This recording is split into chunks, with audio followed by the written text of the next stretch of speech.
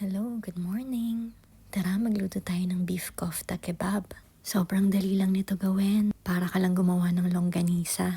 So, meron akong minced beef. Piliin mo yung mataas yung fat content para magmamantika. Para din mas moist siya. So, eto pala yung mga ingredients natin. Lalagyan ko siya ng chopped garlic. Damihan mo kasi ang sarap nito. Parang sa longganisa, garlic longganisa. Lasang-lasa mo yung bawang, ang sarap. Then, i-mix mo lang yan. Make sure equally distributed lahat. After nun, nag-blend ako ng isang onion. Pwede mo rin siyang i-chop kung magaling kang mag-chop ng maliliit. Tapos, mix mo lang siya lahat. May natira kasi ako na spice rice doon sa niluto ko na umani shuwa nung isang araw. So, naisip ko, bagay ito doon. Lalagyan ko pala siya ng green chili at saka ng madaming coriander.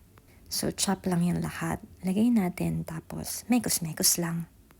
Masarap din pala to, ilalagay mo lang siya sa pita bread, tapos lagyan mo ng konting salad, and then pwede nang baunin on the go. Nung na-mix na natin siya with our fresh ingredients, lagay na natin yung spices. Meron akong coriander powder, cayenne, paprika, cinnamon, cumin, black pepper, at saka salt. So ang lahat ng yan, 1 teaspoon lang. Yung salt, pwede mong dagdagan kung gusto mo ng maalat-alat.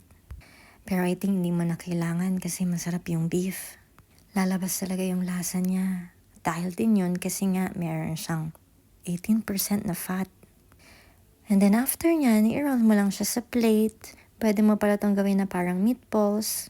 Pwede din na parang patty. Pwede mo din itusok sa skewers. So ako, pahaba-haba ko siya ginawa. Parang longganisa. Parang kebab din. Usually ito ginigrill natin.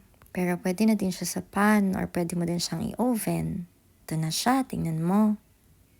Sarap nito. So, pinainit ko lang yung cast iron namin and then nilagay ko siya dyan.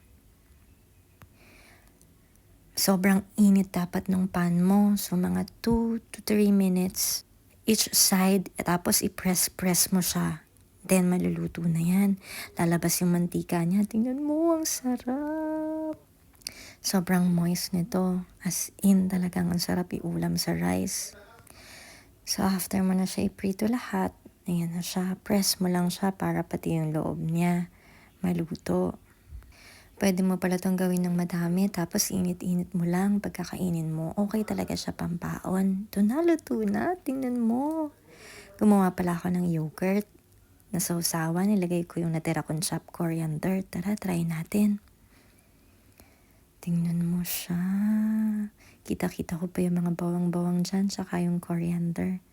Tingnan mo kung gaano siya ka-moist. Lumalabas yung oil niya, tsaka yung mga juices. Ang sarap talaga nito. Grabe. Kung ayaw mo nang maanghang, pwedeng wag mong lagyan ng chili.